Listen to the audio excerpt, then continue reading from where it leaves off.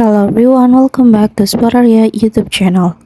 Okay guys, so in this video I'm gonna share you a tutorial on how to add Google Widget on the main screen on Infinix Smart 8 easily. You know guys that Google Widget makes it easier for us if you want to find out about something via Google, so we can search for it straight away without having to open the application first.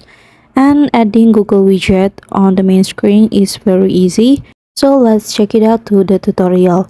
Okay, first thing first, you can long press on the blank screen like this until the menu appear.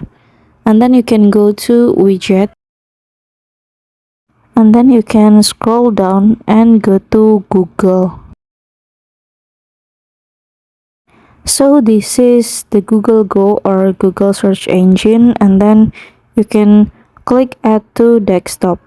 So yeah, this is it. The Google widget has appeared on the desktop.